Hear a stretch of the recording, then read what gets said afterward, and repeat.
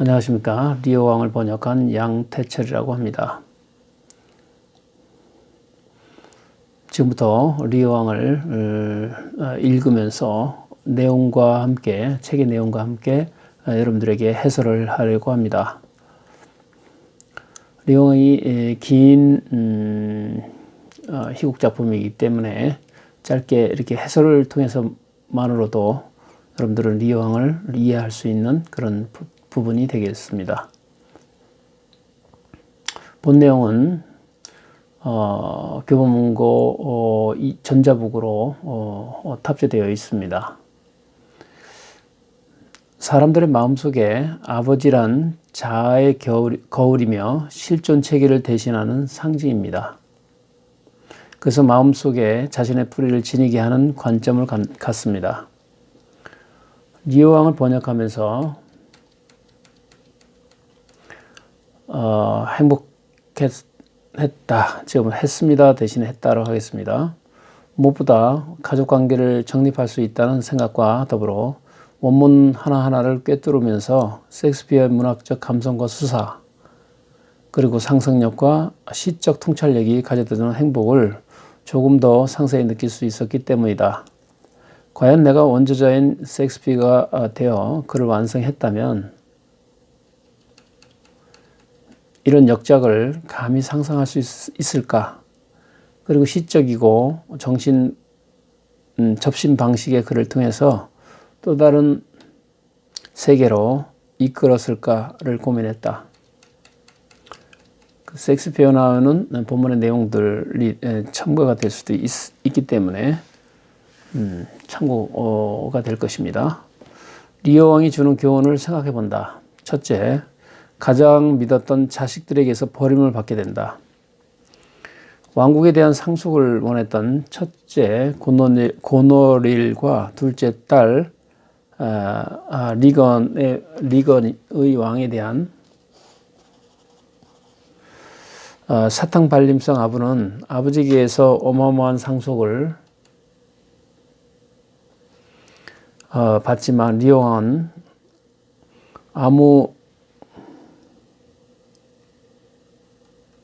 아부를 잘 못하는 셋째 딸 코델리아를 내치는 비정함을 보인다.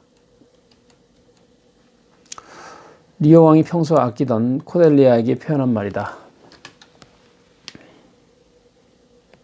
코델리아, 내 말만의 효도를 표현할 말이 없나이다. 지금 코델리아 말은요, 리오 왕이 이제 땅을 물려주면서 딸들에게 그것을 부탁했죠. 아빠인 나 리오 왕을 얼마나 사랑하는지 말로 좀 표현을 해라. 그랬더니 첫째 딸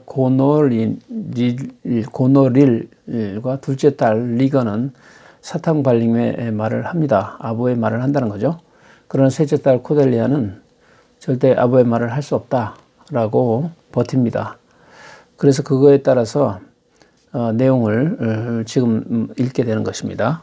코델리아, 내 말만의 효도를 표현할 말이 없나이다. 리오 왕, 표현하지 않으면 어떤 상속도 없을 것이니 다시 말해 보거라.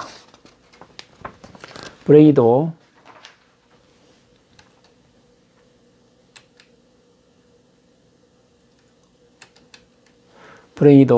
저는 할 수 없습니다. 마음속의 진심을 사탕발림으로 표현할 자신이 없나이다. 다만 자식된 도리로 효성을 다할 뿐입니다. 이상도 이하도 없나이다. 리오 왕, 도대체 코델리아, 어떻게 감히 아비에게 그따위 무례한 말을 할 수 있단 말이냐? 내게 주어진 행운에 금이 가지 않도록 하라.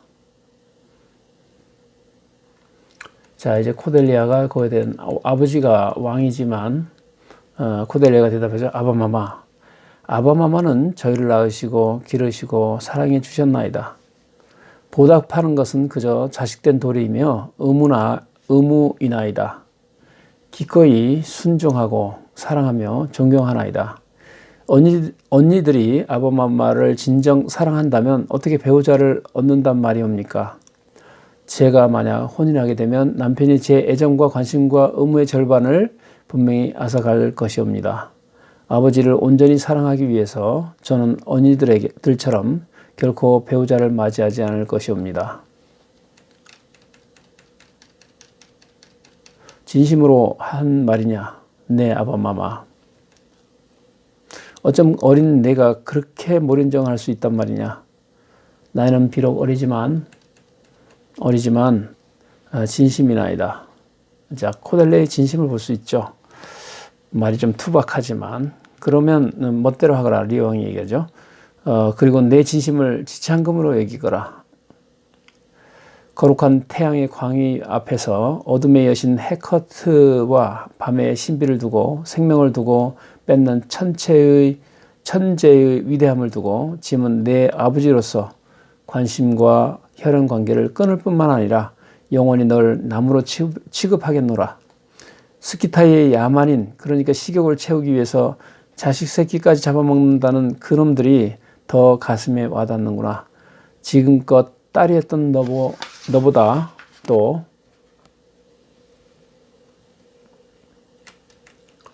너보다도 더 가깝고 측은하게 하고 편하게 여겨지는구나. 켄트 옆에 있던 켄트가 상당히 충신이었죠. 폐하. 자, 이런 사실을 가지고 광대가 등장하는데 리오 왕의 판단 오류가 종국에는 딸들이 아버지를 내치게 되면서 삶에 지친 자신의 영혼을 위로하기 위해 넉넉한 나무 그늘처럼 기꺼이 효도라는 그 위안의 그늘을 찾고자 한다. 광대가 이렇게 얘기하죠. 이제 광대는 빗대어서 이제 거지가 되는 왕에게 이렇게 얘기합니다. 기러기가 나는 걸 보니 아직도 겨울이구나. 아비가 누더기를 걸치면 자식은 장님이 되고 아비가 돈주머니를 차면 자식은 효도하네. 운명의 여신은 매춘부라서 돈 없는 사람에게 문을 안 여네. 하지만 딸들 때문에 1년 내내 셀 수도 없는 슬픔이 있을 거네. 라고 광대가 빗대어서 얘기하죠. 리오 왕을 보고. 광대 비유는 교훈의 실핏줄이라서 심장을 향하여 흐린다.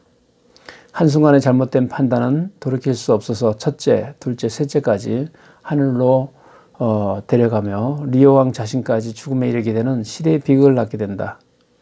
고놀릴과 리건에게서 쫓겨나게 된 리오 왕은 자식에 대한 평가를 듣는데 사실은 리오 왕을 다 읽으신 분은 리오 왕에서 왕이 자신을 칭찬하는 말 딸에게서 듣고 싶었겠지만은 첫째, 둘째는 하고 셋째에 충실된 얘기, 그리고 그것을 장난삼아 벌을 주었던 것들이 증폭이 되어서 결국은 가족 전체가 죽는 그런 것이 됩니다. 그렇기 때문에 시대의 비극을 낳게 되는데 정말 순간에 잘못된 판단, 아버지의 순간에 잘못된 판단이었죠. 참 아쉽게도 그런 잘못된 판단 하나로 인해서 가족이 몰살되는 그런 비극을 낳게 됩니다. 리오 왕이 이렇게 그럴 수도 있겠지. 들으소서 자연이여, 들으소서 자연의 여신이여, 들으소서 이 몹쓸 연의 몸에 자손을 허락하게 하는 행동을 중지하시고 인연의 자궁에 불임증을 옮기셔서 대대손손 번영의 길을 끊고 타락한 육체에서 가문의 명예로운 아이를 생산하지 못하게 하소서. 아이가 생산되더라도 분노의 씨앗을 낳아 자식이 살아남아서 저 몹쓸 년에게 불의의 아픔을 한평생 안기도록 하소서. 그 폐륜화로 인해 젊은 이마에 주름 잡히도록 해주시고 하염없이 흐르는 눈물로 두 뺨에 골이 패이고 어미로서의 모든 고뇌와 은혜를 비웃음과 모욕으로 바뀌게 해주소서.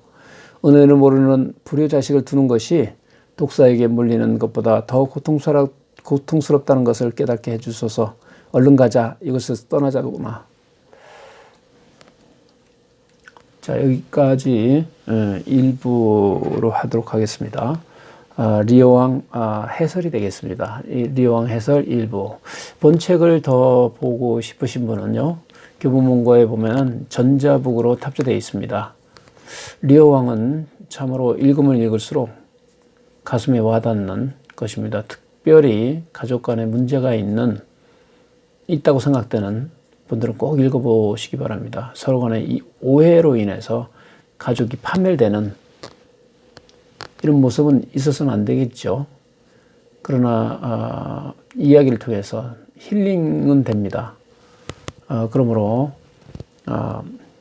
이 책은 리오 왕을 특히 가족 간에 지켜야 될 거, 가족 간에 서로 나누어야 될 것들을 가르쳐주는 명언이라고 볼 수 있겠습니다. 네, 2부에서 보시기 바랍니다. 감사합니다.